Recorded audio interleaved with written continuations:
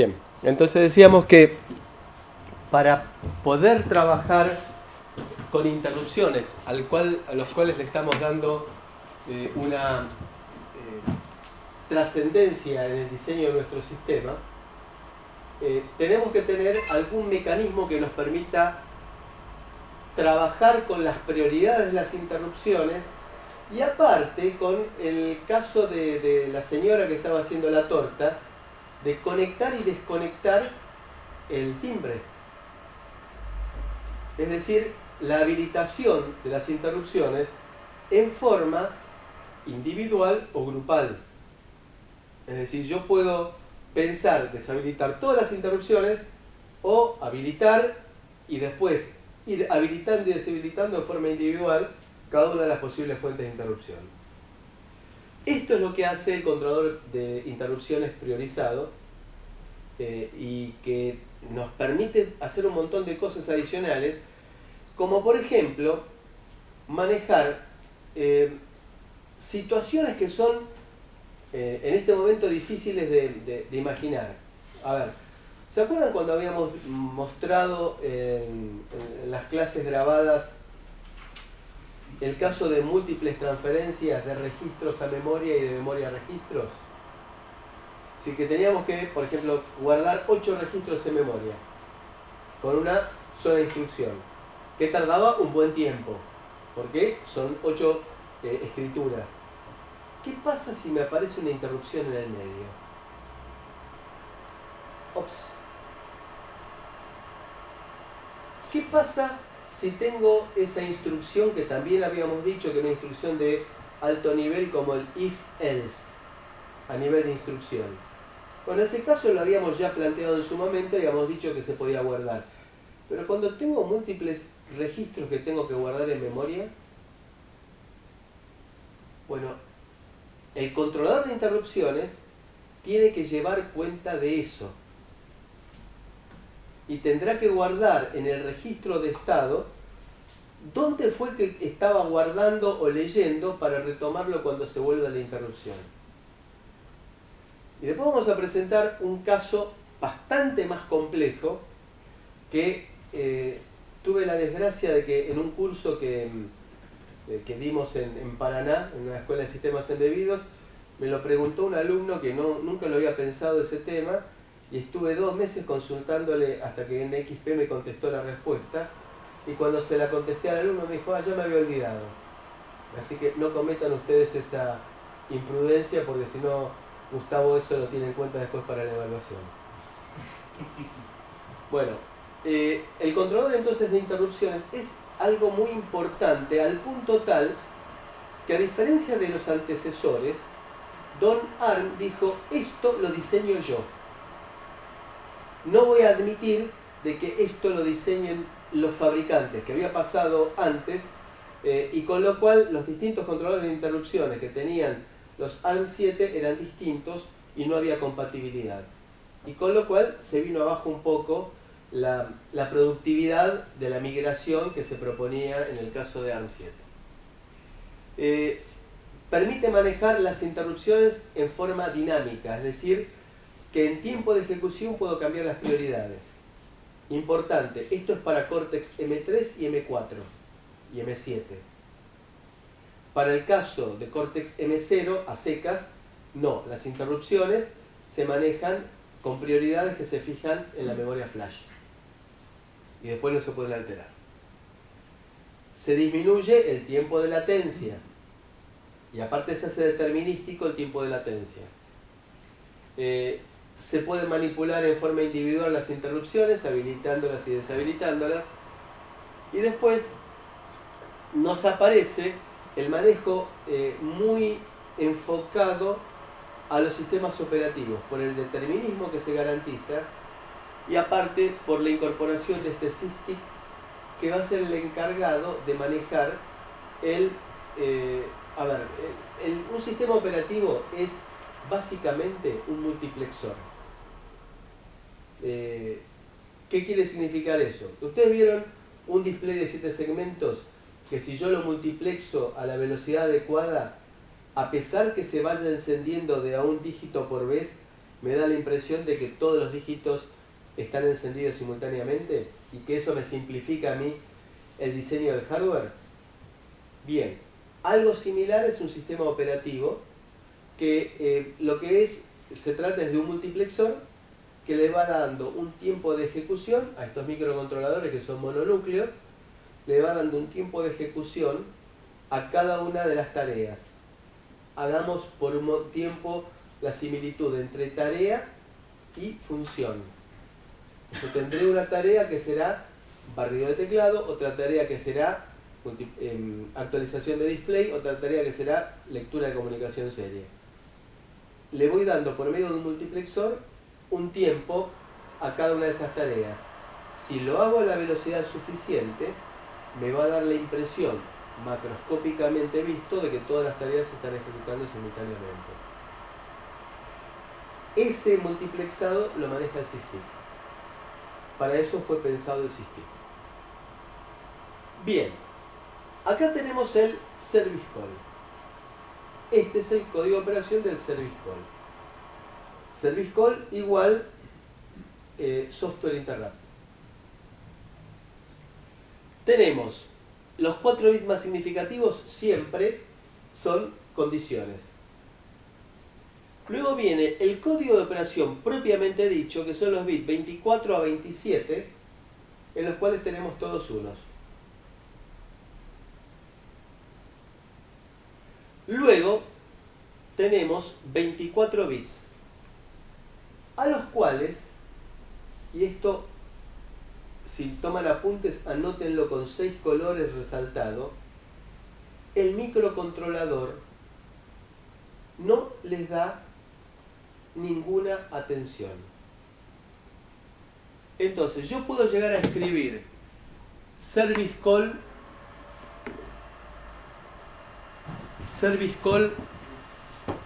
46 o service call 200.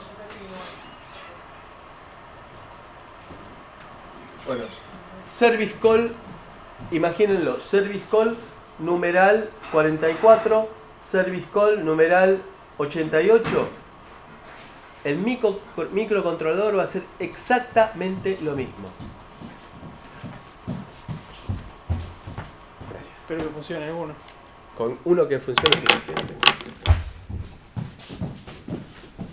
Es decir,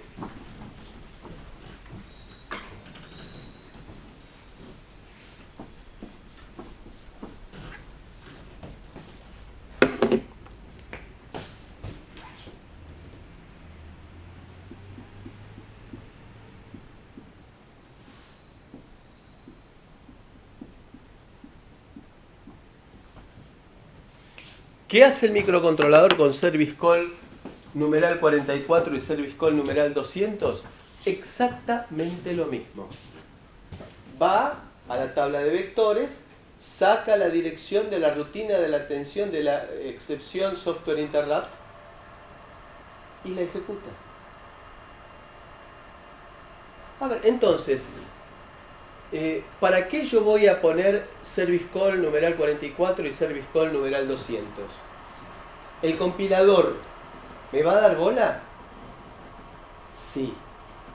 El compilador me va a colocar en los 24 bits que me aparecen aquí en blanco, me va a colocar el valor correspondiente a 44 en binario y 200 en binario.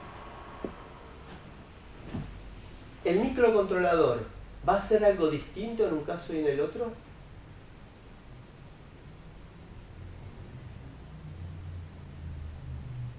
No. Y entonces,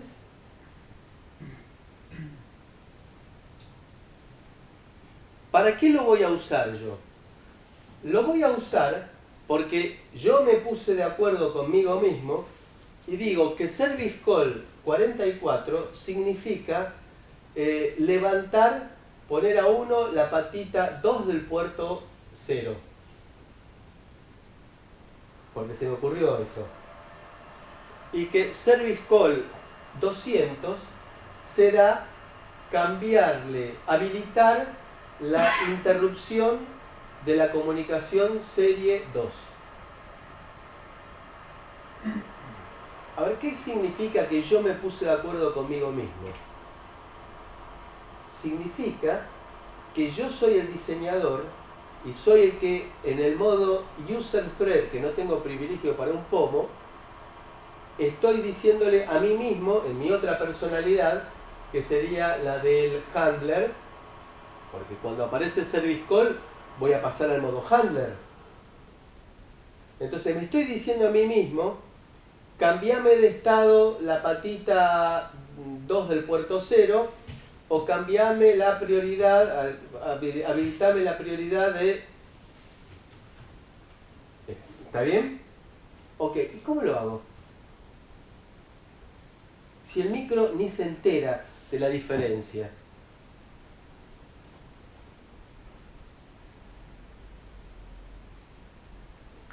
¿Me entienden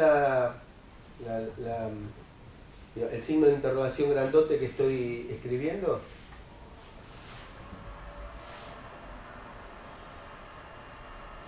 ¿Dónde está ese 44 y ese 200? En el código, bien. Es decir, el compilador me lo guardó en los 24 bits menos significativos. Entonces, cuando yo estoy trabajando en el modo handler, tendré que ir al código a leer el código de operación y enmascarar y quedarme con los 24 bits menos significativos. Y ahí hacer un switch case. Empezar a decir switch case, esos 24 bits, y hago tal cosa, tal cosa, tal cosa, tal cosa. Claro, es fácil contarlo. Ahora, lo vamos a tratar de deducir y les pido por favor que para la semana que viene, bueno, podemos pedirlo para mañana a las 8 de la mañana, ¿no? Para la semana que viene, que lo tengan resuelto ustedes, porque es significativo para que ustedes traten de interiorizarse de todo lo que estamos contando. Digamos, para que les permita decantar un poco todas las cosas que estamos verbalizando. Tenemos entonces que ir a buscar el 44 al 200 o el 200 al código. ¿Cómo hago eso? A ver, service call significa que paso a la excepción. Entonces, en la rutina de atención de esa excepción, voy a tener que... ¿Dónde está? A ver...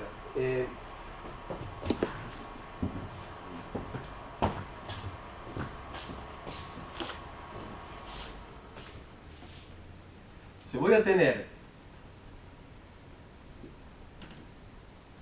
4 bytes en el cual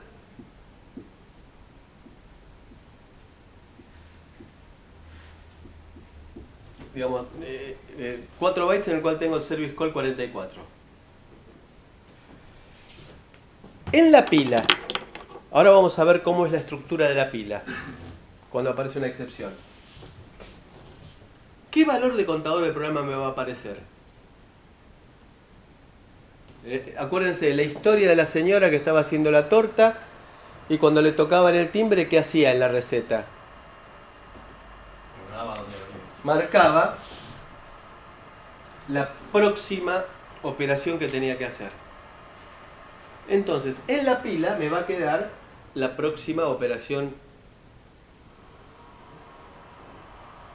Entonces, tendré que ir al lugar adecuado de la pila, sacar el valor del próximo contador de programa, apuntar acá, restarle 4, leer esa posición de 32 bits y enmascarar los 24 bits menos significativos.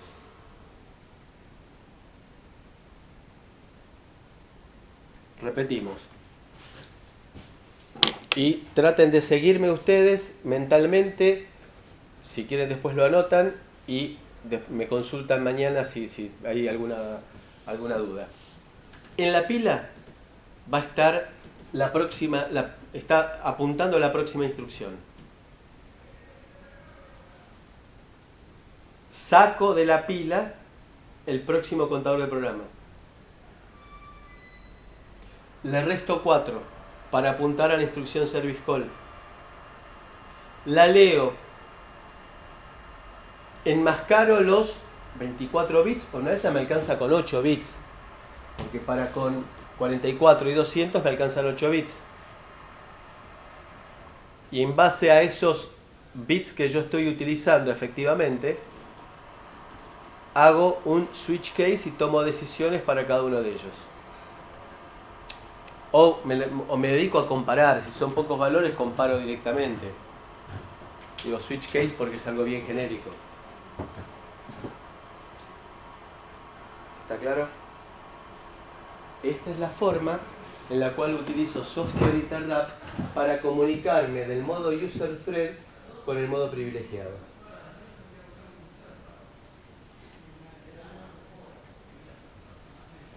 En cortes de M3, M4 y M7, el NVIC fue diseñado por ARM. Entonces, cuando le vende a un fabricante la autorización para hacer un microcontrolador, le dice, tenemos el núcleo y acá va pegadito el NVIC. Acá no lo podés modificar.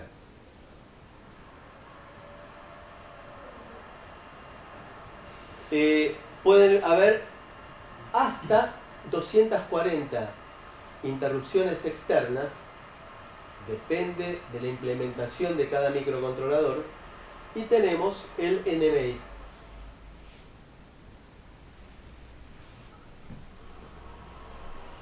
Las interrupciones podrán ser enmascaradas individualmente o grupalmente.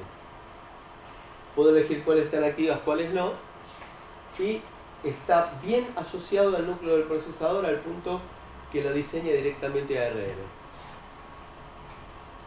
A ver, recordemos, determinístico, el sistema predecible, prevaciado, esto va a ser útil para mencionar cuando retomemos con sistemas operativos, va a estar vinculado con la habilidad que va a tener el microcontrolador de cambiar de tarea activa, y va a estar, y todo ha sido pensado para trabajar con un sistema operativo.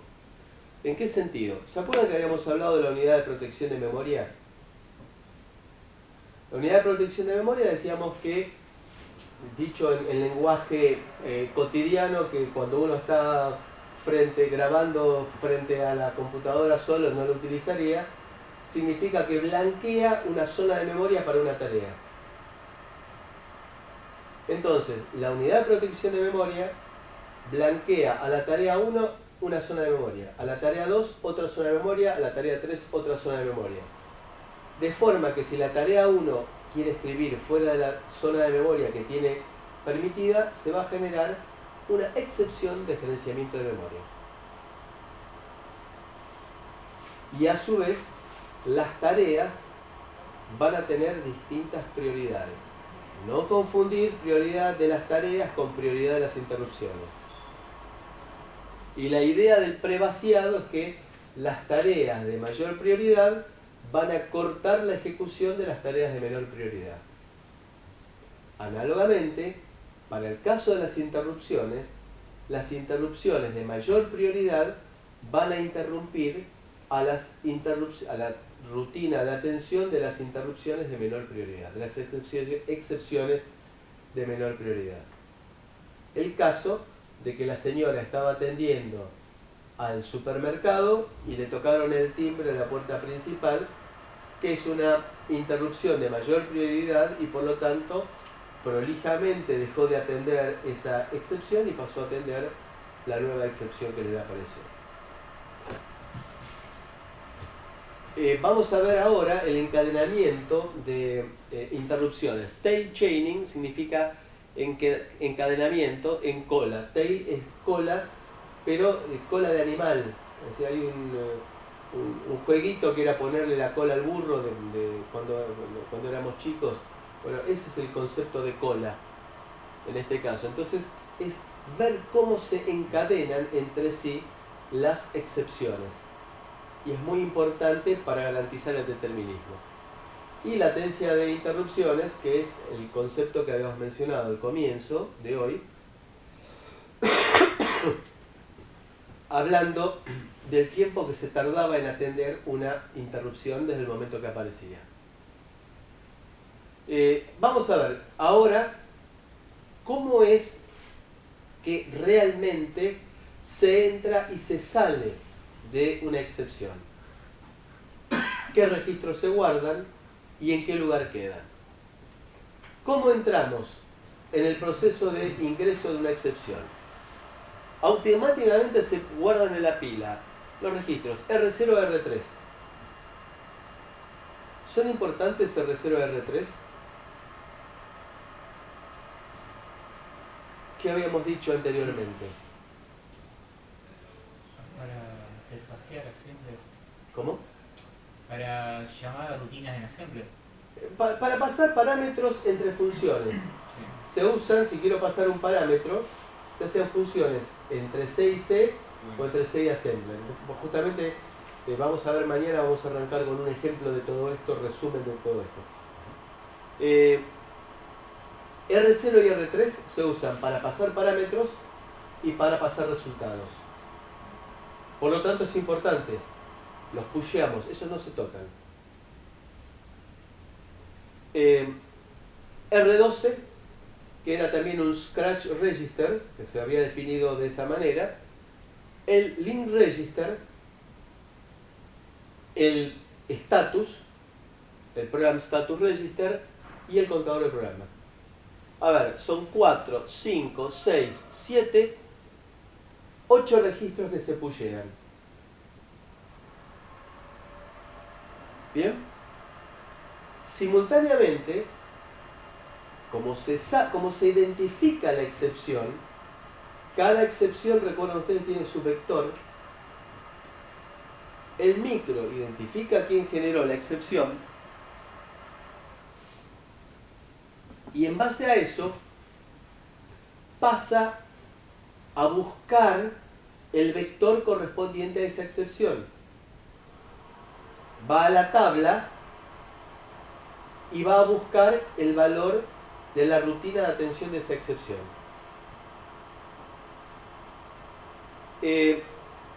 Lo hace en forma simultánea. Mientras está pusheando cosas, acuérdense que es una arquitectura hardware modificada. Entonces, puedo ir a escribir cosas en la memoria de datos, que es todo lo que estoy pusheando, al mismo tiempo que voy a estar pudiendo leer la memoria flash en donde tengo los vectores, la dirección de la rutina de atención de la excepción que me generó este proceso de excepción. Lo hago en paralelo. Entonces, cuando termino el pusheo, ya estoy en condiciones de pasar a ejecutar la rutina de atención de la excepción. Entonces ya está todo listo. Y ahora vamos a ver qué pasa cuando hay una llegada tardía de una excepción y qué significa llegada tardía. Cuando termina, así piensen ustedes que la excepción es un evento asincrónico. Salvo el software interrupt, todas las demás excepciones son asincrónicas, es decir, que son impredecibles en qué momento aparecen. Con lo cual, lo que estoy queriendo decir con eso es que tengo que dejar las cosas tal cual como estaban antes.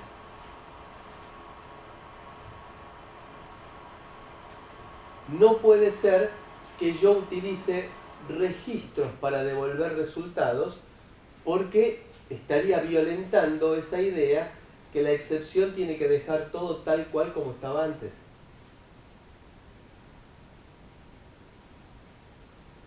Por ese motivo, pusheo los registros que son imprescindibles. El resto de los registros que puedo llegar a utilizar en la rutina de atención de excepción, los tendré que pushear también.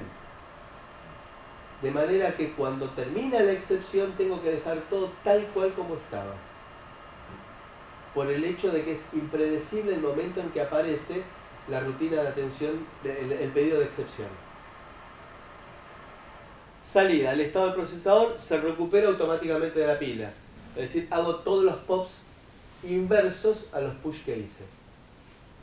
Entonces, si después de hacer los push obligatorios de R0 a R3, R2, todas estas cosas, yo pushé por las mías en la rutina de atención de excepción algunos registros, a la salida debería hacer los pops inversos y restaurar también los registros que habían sido pusheados automáticamente.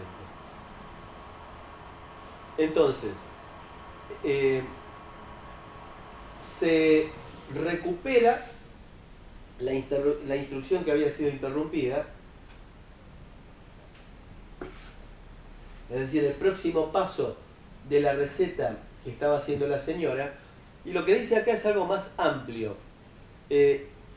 La interrupción la instrucción que estaba en ejecución, es decir, por ejemplo, si yo estaba haciendo un múltiple store o un múltiple load, se retoma del punto en que estaba. Hay algunas consideraciones un poco particulares, pero que las menciono simplemente al pasar. Las instrucciones de división, por ejemplo, se miden con calendario el tiempo de ejecución. Son instrucciones que pueden durar 27 ciclos de reloj. Son de los pocos casos en los cuales se violenta esa premisa de la cual partimos, que todas las instrucciones, o casi todas las instrucciones, se ejecutan en un ciclo. Porque la división es mucho más complicada de hacer que la multiplicación. Entonces, supónganse, empecé a hacer una división. Me aparece una excepción. ¿Qué hará el micro? Ustedes, diseñadores de un micro, partiendo de la premisa que tiene que ser determinístico, ¿qué harían en ese caso? Atender la interrupción. ¿Y qué hago con la división? Y después, si hay división, empezás siempre de nuevo. Y listo. Corto la división, anulo lo que hice de la división. Cuando salgo de la excepción, arranco desde cero. ¿Por qué lo mezclamos eso con el determinismo? Porque fíjense ustedes que si sigo con los preceptos que había planteado al comienzo, de que una vez que empecé una instrucción la tengo que terminar, el sistema deja de ser determinístico. Porque si empiezo a atender la excepción, cuando estoy ejecutando un load, un store, un move, cualquier cosa, arranca inmediatamente. Y si me apareció la excepción cuando estaba haciendo una división, tendría que esperar 27 ciclos para empezar a atenderla. El sistema no sería determinístico. Entonces, Corto la división. Y cuando salgo empiezo de cero. entonces el program counter lo pongo en la dirección, digamos, de esa instrucción. Lo pone en forma automática. ¿Qué hace? El NBit se encarga de detectar qué tipo de instrucción se estaba haciendo y el tipo hace automáticamente el recálculo. Ah, modifica el program counter. Y el comportamiento. el NBit, espero que empiecen a darse cuenta que es muy importante porque sabe tomar decisiones, como en ese caso. El NBit también, vamos a ver otro ejemplo, en el cual el tipo sabe en dónde tiene que retomar. Otro caso también en que se corta lo que se estaba haciendo y se empieza desde cero. Pues el NBit, por esa razón es que en este caso ARM lo pegó al microcontrolador y dice: ustedes compran todo este paquete, no hagan macanas por las suyas.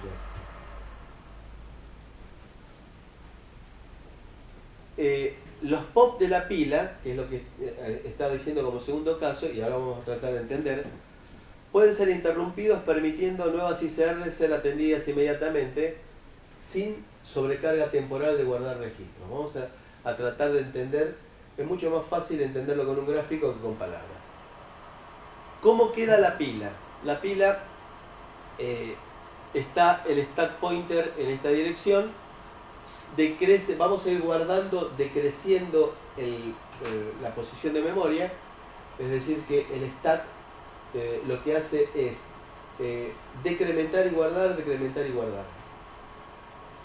Entonces esta es la posición en la cual se encontraba el stack pointer antes que apareciera la excepción. Aparece la excepción y guarda el status, el contador del programa. Ahí es donde voy a tener que ir a buscar para sacar la dirección a la cual se encuentra el contador del programa apuntando para después recuperar la dirección del service call. Y ahí aparece el link register, bla, bla. Entonces termina el stack pointer apuntando a la última posición de memoria ocupada en donde está guardado R0. Esto se hace obviamente de forma automática sin intervención nuestra. Cada vez que aparece una excepción. Si quiero, en la rutina de atención de excepción, empezaré a guardar a partir de acá más cosas en la pila. Más registros si fuera necesario. Los mismos los pops son todos automáticos. También. Exactamente. A ver. La entrada en interrupción, en excepción, tarda 12 ciclos de reloj. La salida tarda 10. Entonces acá tengo la rutina de atención de la excepción. Si luego salgo de eso y vuelvo a entrar, tardaré nuevamente 12.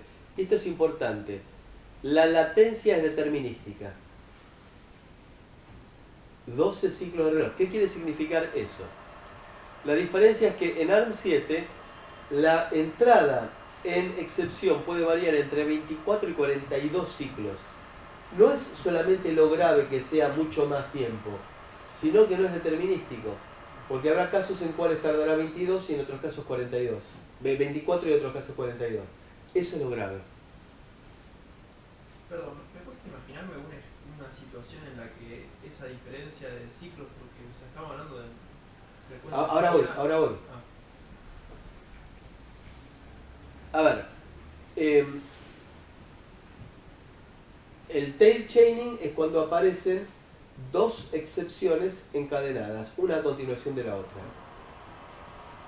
Si no aparecen encadenadas, se procesan en forma individual. Entonces, si aparece ahora una excepción, hago los push, tardo 12 ciclos de reloj, ejecuto la rutina de atención de excepción y salgo 10 ciclos de reloj. Si me aparece otra excepción, serán 12 ciclos de reloj para entrar, ejecuto la rutina de atención de excepción y salgo 10 ciclos de reloj. Ahí no hay problema. Ahora el tema es cuando me aparecen encadenadas. Supónganse que me aparecen simultáneamente dos excepciones, IRQ1 y IRQ2. En este caso son interrupciones porque son eventos externos. IRQ1 es de mayor prioridad que IRQ2. A ver, ¿qué es lo que sucede? Miren lo que pasa. En el caso de ARM7, y lo presentamos solamente para marcar el cambio importante que fue buscando el determinismo, tenemos push de la primera interrupción. Atendemos la IRQ1, que es de mayor prioridad, hacemos los pop y inmediatamente hacemos los push. Esto es absurdo, porque popeo y pusheo lo mismo. Y acá es la diferencia, que si apareciera solamente IRQ2, tardaría 26 ciclos de reloj. Pero como IRQ2 apareció después de IRQ1, tengo 42 ciclos de reloj. Esa es la razón del no determinismo de ARM7. Por eso que no se implementaron sistemas operativos sobre ARM7. En el caso de Cortex, hago un push al principio, 12 ciclos de reloj, atiendo la ISR1, hago el cambio simplemente de vector activo, recargo el contador del programa con la dirección del vector nuevo que voy a atender, paso a ejecutar ISR2 y tarda, y acá lo tengo que corregir, tarda 10 ciclos de reloj en retornar.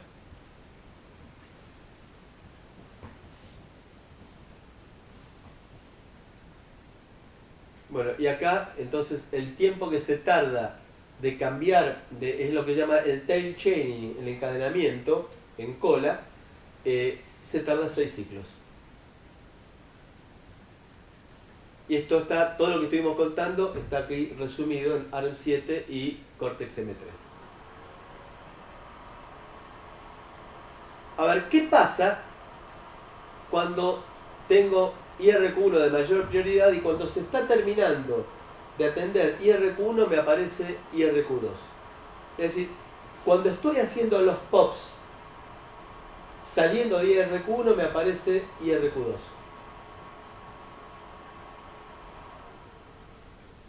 Es decir, en el momento que estoy popeando me aparece IRQ2. En el caso de ARM7 terminaba con los POPs y empezaba con los push, lo cual era totalmente ridículo.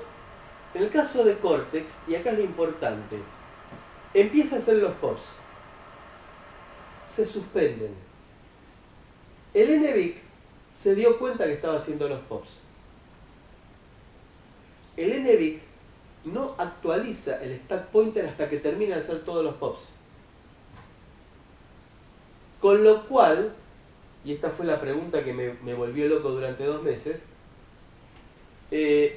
con lo cual dice, no terminé de hacer los POPs, por lo tanto, cuando tenga que hacer los POPs, arranco desde cero. Es decir, los POPs que haya hecho hasta el momento que me apareció IRQ2, los descarto, no me sirvieron para nada. Atiendo IRQ2 y luego hago los POPs desde cero. Este es el otro caso en el cual decíamos de que el NVIC tiene una importancia trascendente. Guarda el estado.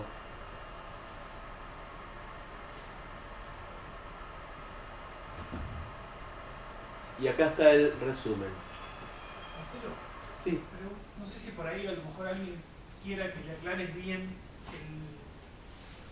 por las dudas de que no lo tengan bien claro, qué es el push y el pop bien gráficamente, ¿no? O sea, por si alguien a lo mejor, porque si no... Creo que eso lo habíamos visto. Pero por las dudas que haya, no sé si... A ver, push es guardar en la pila utilizando el stack pointer y yo le digo qué registros quiero guardar. Entonces yo puedo hacer, por ejemplo, un push R2, con lo cual se fija el valor que tiene el stack pointer en este momento. O sea, yo lo que voy es a lo explícito, es decir, está memoria, ¿sí? Me va a pasar a memoria.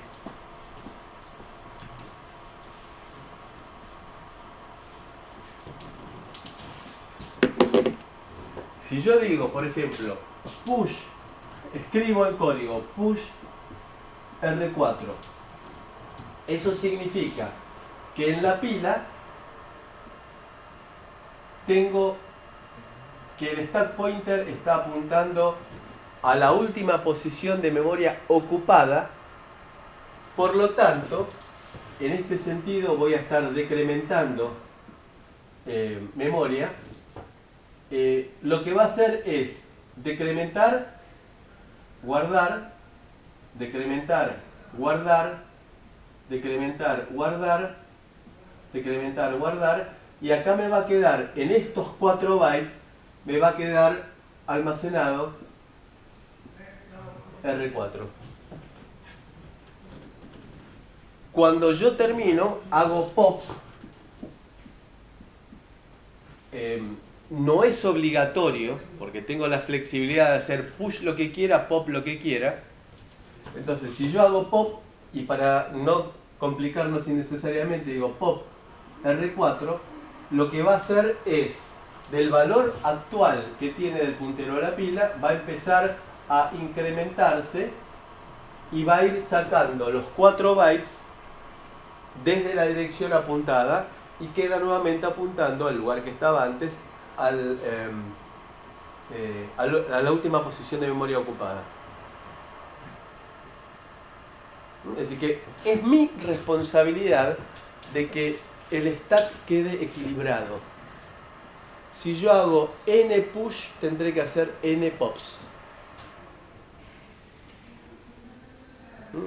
Es decir, en Mar del Plata, por ejemplo, hay un restaurante que se llama El Viejo Pop, en el puerto de Mar del Plata. Entonces hemos propuesto que pongan en la otra banquina del puerto El Viejo Push, para que quede equilibrado, porque si no uno entra al puerto de Mar del Plata y sale desequilibrado. Bien. ¿Alguna duda? Está perfecto. Yo quería que quede, como estoy viendo que están tomando apuntes y todo, que quede ese dibujo, por más que haya estado ya antes, relacionado con esto, ¿viste? O sea, Esto significa que lo va a tomar. para que tomen nota de ese dibujo. Bien, esto es lo que llamamos llegada tardía, que no tiene nada que ver con cosecha tardía, eso es otra cosa. A esta hora es bueno mencionarlo y con el calorcito que hace. En el caso de llegada tardía significa que estamos empezando con IRQ2 de menor prioridad cuando me aparece un poquito después IRQ1, y fíjense qué cosa absurda que hacía ARM. Push, debido a que arrancamos con IRQ2. Cuando terminó ese push se encontró que tiene que atender a IRQ1, entonces vuelve a hacer push. Atiende a IRQ1, hace pop, atiende a IRQ2 y hace pop. Digamos que evidentemente el uso del tiempo es inapropiado. En el caso de Cortex hace un solo push. El NBIC se da cuenta de que está atendiendo un proceso de push, por lo tanto no vuelve a hacer otro push. Con lo cual es, primero, más corto el tiempo, y segundo y fundamental, es determinístico.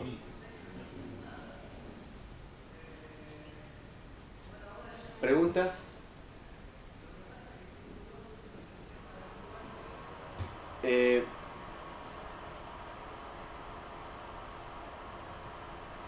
Esta es la tabla de vectores. Si les parece bien, seguimos 5 minutos en lo que nos queda para redondear el tema y arrancar mañana con otro tema. Esta es la tabla de vectores inicial. ¿Por qué? Cortex me permite una cosa muy interesante, que es que me permite a mí redefinir la ubicación de la tabla de vectores.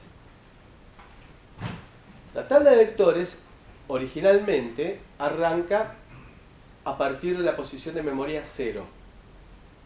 Eso es memoria flash. Pero eventualmente, si yo quiero hacer un sistema complejo en el cual tenga que cambiar de rutina de atención de excepción, por alguna razón de diseño, puedo correr la tabla de vectores y llevarla, por ejemplo, a RAM. Reprogramar un registro de control y de manera que la próxima excepción vaya a ser atendida a otra dirección de tabla. Y en la memoria RAM yo puedo recambiar los vectores en tiempo de ejecución. Es lo que, para los que trabajamos hace muchos años con la PC, lo que era hookear interrupciones. Era cambiar, entonces para hacer cosas tan importantes como hacer un ruidito cada vez que usaba un teclado barato, que no tenía la realimentación de los teclados buenos de IBM, que eran unos teclados de porquería, entonces yo le hacía interceptaba la interrupción de teclado y le hacía sonar un ruidito en el parlante de la PC. Esa es la idea de aquí. Entonces, poder yo hookear excepciones intercalándome en tiempo de ejecución, cambiando la dirección de atención de la rutina de excepción. Es una cosa exótica, pero se puede dar esa facilidad.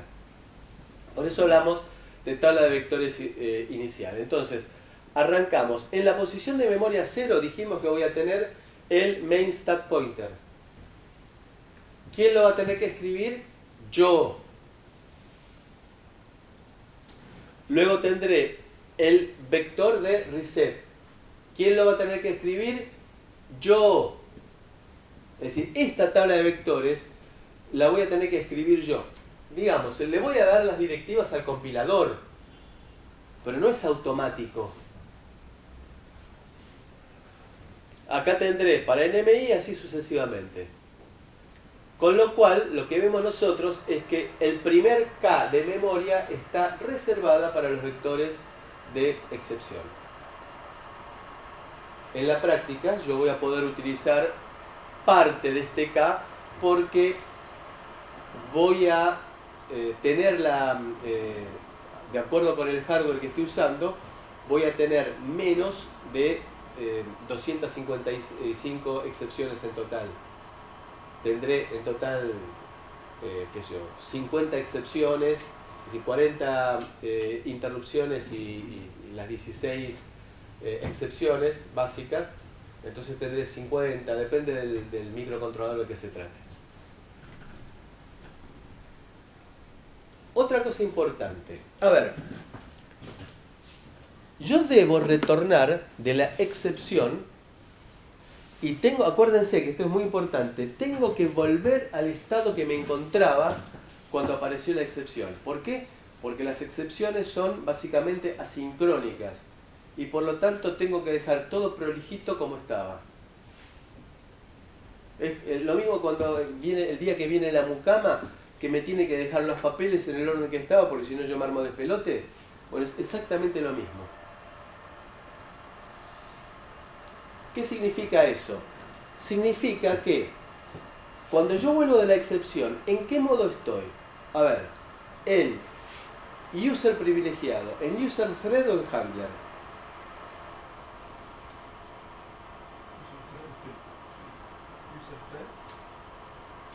Cuando vuelvo de la excepción, ¿en qué modo estoy? En handler.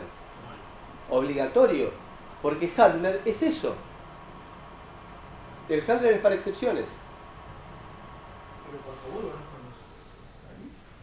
No. Cuando vuelvo significa, estoy en modo de handler. ¿Y a qué modo vuelvo?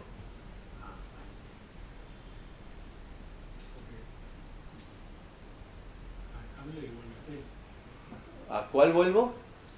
Sí. ¿Por qué?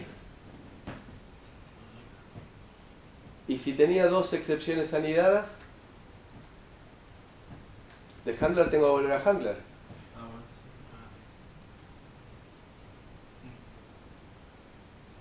Entonces, tengo en algún momento tuve que haber guardado de qué modo salí.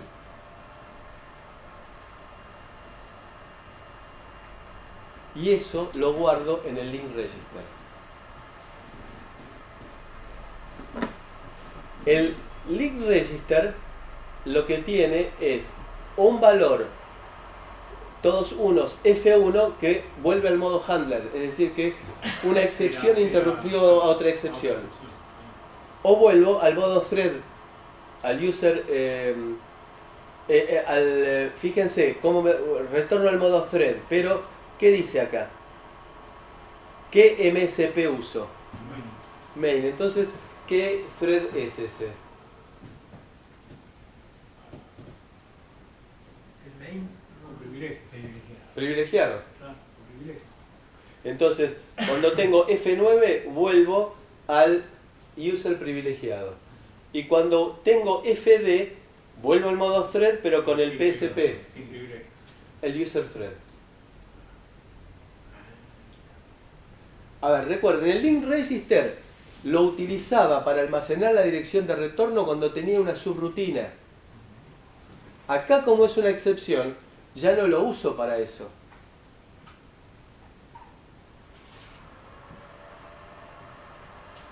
Entonces, el link register me sirve para guardar la forma, el modo de trabajo que tenía cuando apareció la excepción. Y esto ya es el final. Tenemos el reset. Entonces, después del reset, lo primero que se hace es cargar de la dirección 0 el MSP. Y paso a ejecutar el código que se encuentra apuntado por el contenido de la posición de memoria 4, 5, 6 y 7. Entonces, de ahí saco, a partir de la posición de memoria 4, la dirección de la rutina de atención del reset. Ahí estoy en modo usuario privilegiado, digamos, sería el único Sí, señor. caso de excepción que estoy en modo... No estoy en excepción. Acá no estoy en excepción. Acá lo que estoy haciendo es leer. A ver, dale. No, está bien, digo, todo depende de cómo se interprete. Yo pensé que el entrar, digamos, a la rutina de reset implicaba un proceso de excepción. Yo puedo, si quiero, generar una excepción de reset. Pero en el momento en el cual estoy pasando, acá estoy, si esa era tu pregunta, en el modo user privilegiado. Entro a la rutina de atención de reset en modo user privilegiado.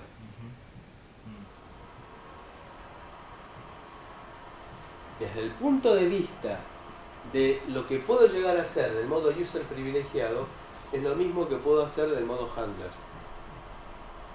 Lo que pasa es que en el caso de la dirección de reset, acá no hice ningún push. Entonces yo, cuando termino la rutina de reset, se supone que sigo ejecutando. Si entras al main, digamos, y ahí te quedas. Exactamente. ¿Preguntas?